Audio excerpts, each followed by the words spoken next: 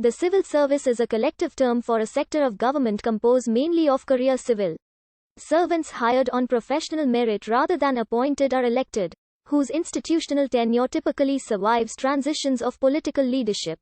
A civil servant is a person employed in the public sector by a government department or agency or public sector undertakings. Civil servants work for central government and state governments and answer to the government, not a political party.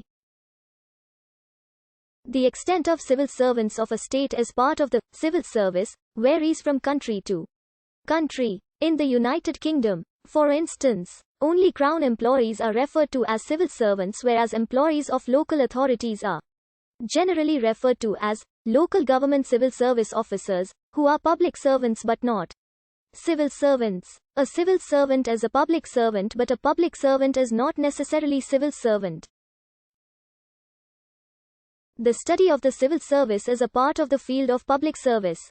Staff members in non-departmental public bodies may also be classed as civil servants for the purpose of statistics and possibly for their terms and conditions. Collectively, a state's civil servants form its civil service or public service. The concept arose in China and modern civil service developed in Britain in the 18th century.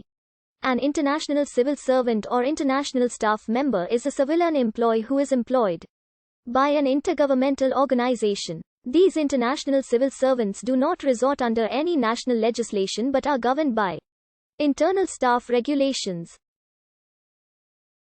All disputes related to international civil service are brought before special tribunals created by these international organizations, such as, for instance, the Administrative Tribunal of the ILO.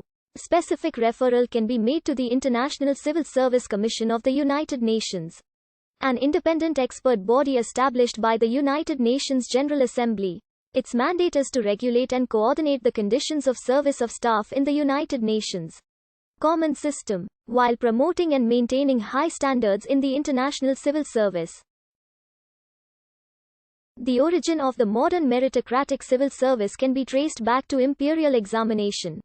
Founded in imperial China, the imperial exam based on merit was designed to select the best administrative officials for the state's bureaucracy. This system had a huge influence on both society and culture in imperial China and was directly responsible for the creation of a class of scholar bureaucrats irrespective of their family pedigree.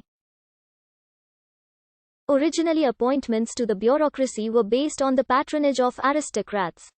During Ha Dynasty, Emperor Wu of Ha established the Shaolian system of recommendation by superiors for appointments to office. In the areas of administration, especially the military, appointments were based solely on merit. This was an early form of the imperial examinations, transitioning from inheritance and patronage to merit, in which local officials would select candidates to take part in an examination of the Confucian classics.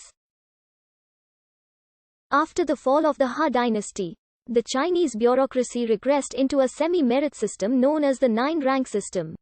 This system was reversed during the short-lived Sui Dynasty, which initiated a civil service bureaucracy recruited through written examinations and recommendation. The first civil service examination system was established by Emperor Wen of Sui. Emperor Yang of Sui established a new category of recommended candidates for the mandarinate in AD 605. The following Tang dynasty adopted the same measures for drafting officials, and decreasingly relied on aristocratic recommendations and more on promotion based on the results of written examinations. The structure of the examination system was extensively expanded during the reign of Wu Zetian. The system reached its apogee during the Song dynasty. In theory, the Chinese civil service system provided one of the main avenues for social mobility in Chinese society. Although in practice, due to the time-consuming nature of the study, the examination was generally only taken by sons of the landed gentry.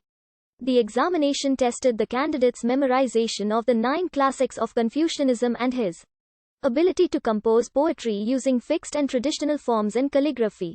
It was ideally suited to literary candidates.